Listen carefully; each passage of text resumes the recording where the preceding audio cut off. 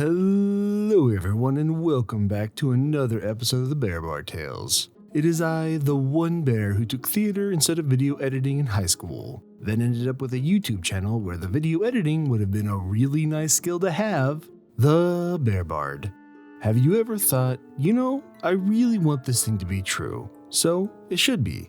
Then when it wasn't, cause that's crazy, you moved on with your day because you're not crazy. Well, the problem player in today's story didn't get that memo and decided to be mad that the game he played had rules that didn't change because he didn't like them. But before we get started, if you like this type of content and you want to hear more, make sure to love on that like button and give the channel a sub. Every sub I get gets me one step closer to being on a first name basis with Puffin Forrest. Hey, by the way, if you're watching Mr. Forrest, it's Bear Bard. For now though, let's go ahead and get this story started. The story today is titled, That Guy Thinks His PC Should Be OP Because He Says So. Hi, I'm new to this and would like to contribute to the horror stories. I've been playing 5e for a good while since COVID started and have been using Roll20 plus Discord to play D&D. I played with a cool player who lets me join in on one of his campaigns. I shall call him DM and he's a decent one at that, with no issues. The issue to the horror story to come is another player who joined just after a couple people dropped from the campaign. Someone who we shall call That Guy. For the sake of ambiguity, I will reference the characters of the party by what they do since the campaign is still ongoing. The party consists of a holy warrior, stealthy priest, tinkerer, me the spellcaster, and That Guy, with the child mentality warrior. But we didn't know that at the time because he was being hush-hush about his class. He seemed cool enough, aloof, and very outspoken. We all hit it off and had good roleplay chemistry with hijinks and shenanigans. I'll give the DM props for giving the players one custom homebrew ability/item. I opted for a less OP game-breaking one and more one for roleplay/exploration purposes. Shed dim light around character at 5-foot radius when in total darkness. That guy wanted the ability to cast spells, but since he was a warrior, it wasn't going to happen. DM was generous enough to allow him to have something similar to the sleep spell, but required him throwing a rock and the target making a con save. DM failed to realize just how game-breaking this could be because it was basically the same as a hold person spell. And this was allowed as a bonus action for that guy's warrior. Just wanted to add a note. At the time, that guy claimed to have been playing 5e for quite a few years and that TTRPG game development is his field of expertise. We were all level 4 in session 2 for the original group, session 1 for that guy. The session was easygoing and everyone played off one another for entertaining roleplay.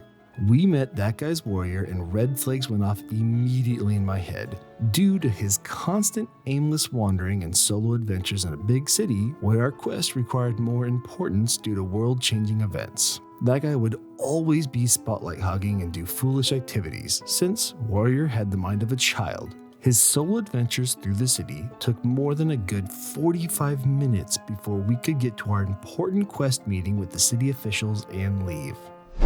A couple of things to start here. First, I found that for some reason, a lot of people that say they're experts in either game dev or TTRPG dev are full of it. Not sure why it seems to be such a common thing, but there it is. Second, you can tell right off the bat this guy has a strong video game backing and not as much in TTRPGs by his side questing. In Elder Scrolls, sure, go ahead and ignore the gates to hell opening up to murder a party for the Dark Brotherhood. That's how that game is designed. But in TTRPGs, it's usually pretty evident when it's cool to go do side quests and when you need to hurry and get on with your main quest. Usually you set the expectation for the type of campaign in session 0. Then there's the spotlight hugging. I mean, if you're watching a video like this, you know it's a dick move. Do your piece and move on. Taking some time to do your stuff, totally cool. But once it starts dragging the whole session along for everyone else, you need to just read the room. When combat happened outside the city, that guy finally could showcase his class abilities. He was a battle master. It became apparent that he was not just an interesting role player, but overly descriptive in his attacks. The typical action was, I jump high into the air and swing with my battle axe in a high arc, or throw my battle axe high into the air, catch it and bring it down with added momentum. He even threw in his homebrew Sleep Rock into play for the added advantage to attack rolls. Unfortunately, he would often roll low and dish out minimum or average damage. FYI, he was going with sword and board plus dueling fighting style. The Holy Warrior, Stealthy Priest, and Tinker, on the other hand, dealt high damage. My spellcaster had control/utility spells. Holy Warrior had smites and spell slots to waste. Tinker took Sharpshooter feat plus half caster spells, and Stealthy Priest had sneak attacks. That guy would take note of this and always make comments like, "Why are they doing so much more damage than me?" Just as a side note, he rarely used his combat maneuvers. And when he did, he didn't even know what they were, or what the DC was for the maneuver, i.e., push attack had a strength save DC of 8 plus proficiency plus his strength/dex modifier. We would constantly remind him about his own abilities and to roll the extra d8 damage die. For someone who played 5e for so long, I found it odd that he didn't know what maneuvers were for the Battlemaster. He thought that they just happened, with no saves on maneuvers that caused trip or push effects. Heck, the Battlemaster was part of 5e Player's Handbook. If you've played 5e for so long and claim to know the ins and outs of 5e so much, why are you so lost in your own subclass's abilities? Make a note, this will come up later and there will be many facepalms. Look, you don't need to have everything memorized, but you need to make an attempt to learn the material. This just shows the lack of caring. And I know a lot of people who've played for 5 years and don't know all the subclasses and all the abilities, but they also don't claim to be experts that know everything. The party comes into ownership of some nice homebrew magic items a few sessions later. The Holy Warrior got plate armor tailored for his class and a silvered magic greatsword that dealt additional damage die if double numbers are rolled. My spellcaster received robes that acted like light armor. Tinker got his hands on a magic longbow that dealt extra d4 damage die and required no ammunition. Stealthy Priest found a magic light crossbow with extra fire damage plus a short sword that dealt extra lightning damage. Stealthy Priest found a magic light crossbow with extra fire damage die plus a short sword that dealt extra lightning damage. That guy found a magic greatsword that dealt bleeding damage 1d4 rounds if he rolls a natural 20. Because he was sword and board, he only used it once in a combat encounter. He called it a dumb weapon because he didn't like having to roll nat 20s for the bleed effects to kick in. In addition, he wanted magic armor just like Holy Warrior, but DM said maybe next time when they roll high on the loot table. That guy made a couple more comments and often used foul language in a joking manner in a passive-aggressive way. An example, DM says Warrior rolled low with his skill checks for whatever he's doing and describes the outcome. That guy would reply, "What the fuck? Fuck you, eye in the sky. I think I would know what my warrior would do instead. Ha ha ha ha ha," and play it off as a joke. This happened frequently, and that guy would cuss up a storm at the DM, all while laughing it off like a joke. But that guy was obviously annoyed. Again, very passive aggressive.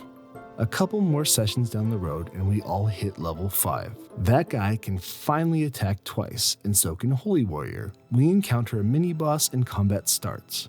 That guy has Warrior rush in and does his usual shtick. Again, Warrior is sword and board and rarely uses his maneuvers for added damage. The Holy Warrior joins him with a flanking attack. The Holy Warrior's build is great weapon fighting style with a greatsword. So he's got the advantage with 1s and 2s possibly being negated on damage rolls.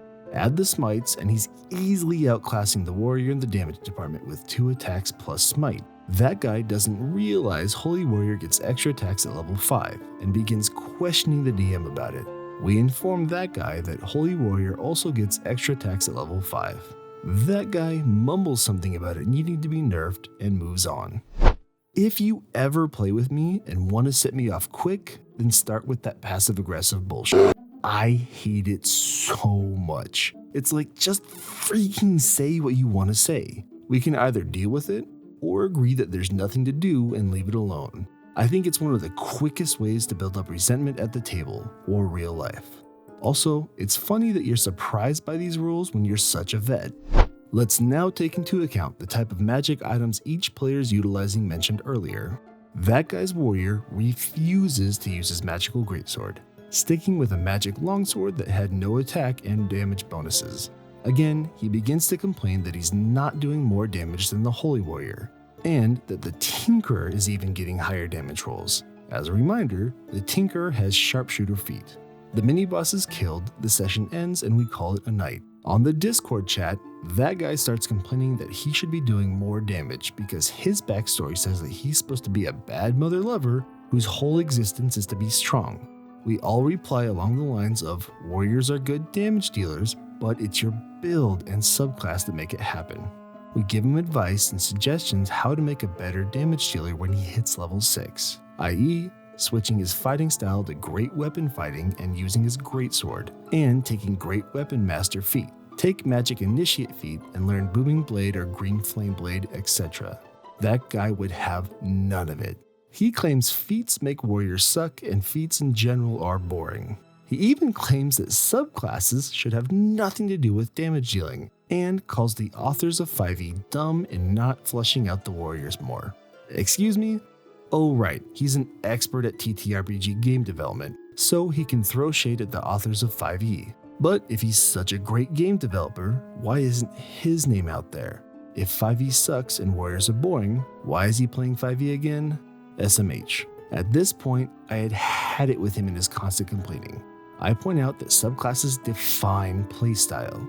He chose Battlemaster, a subclass that is similar to Battlefield Commanders or Field Controller. Feats are the basis of a warrior's build because they are a one-and-done character.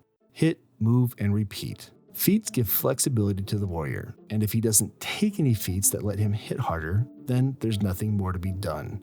I remind him that warriors have access to 8 possible feats if they so choose to at level 19, while all other classes can only get access to 5 at the most. I also add into account the type of weapons he's using. The fighting style and the unlucky low damage rolls he's had all factor into how much damage he does.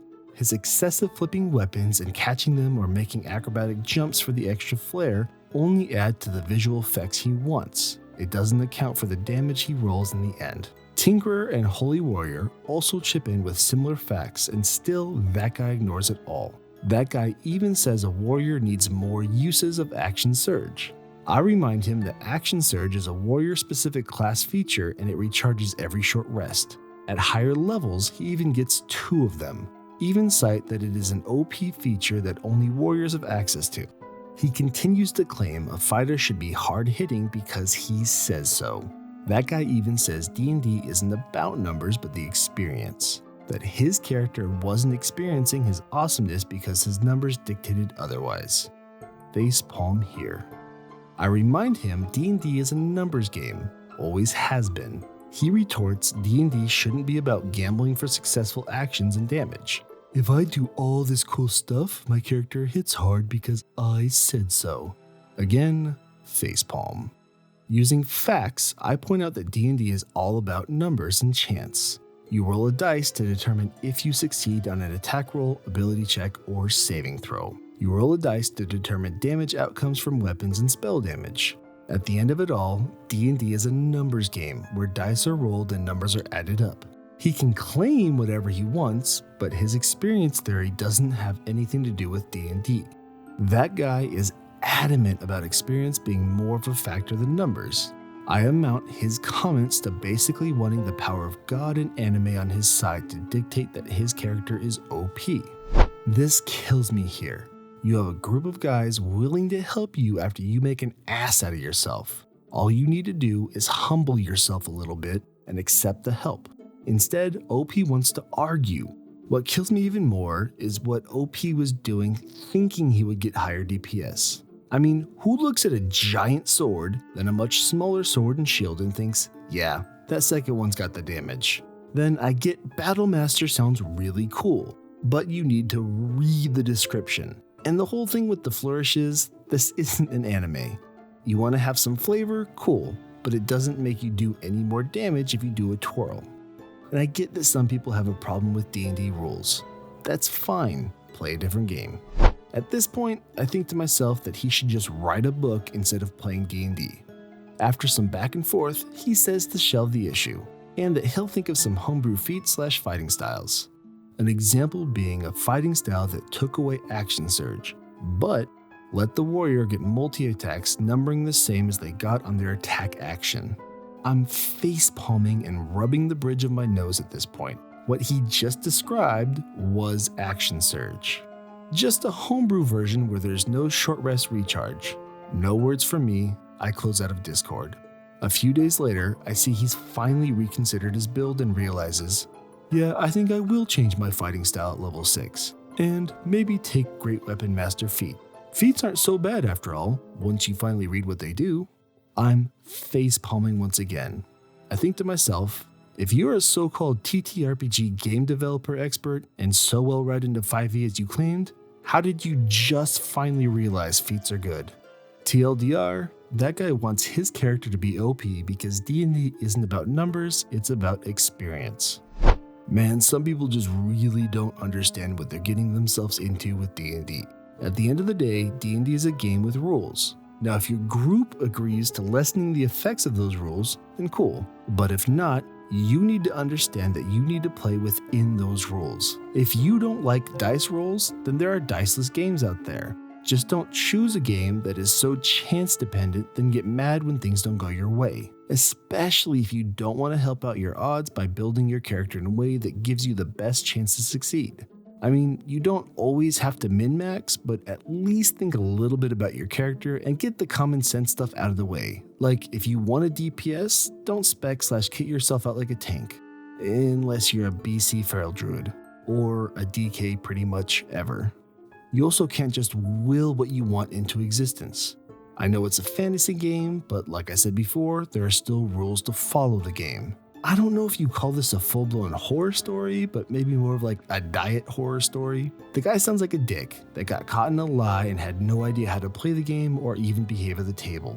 But hopefully it's all stuff that can be managed by talking to him and working together. And I think that's going to take us to today's bear fact. Canada is home to nearly 60% of the world's polar bears. I mean, this is probably because Canada is the world's second largest country, but only 20% of it is inhabited. So the bears don't have to deal with people. I kind of know that feeling. But I think that's going to do it for me today. I want to thank you guys for sticking with me till the end. It means a ton to me. If you liked this video, then make sure to give it a like and subscribe if you haven't already. If you want to connect with me outside of YouTube, you can connect with me on Discord, Reddit, Facebook, and Twitter. You can also check out the Bear Bard Tales podcast if that's your thing. For now, though, this has been the Bear Bard. Stay kind, stay beautiful, and keep living that bard life.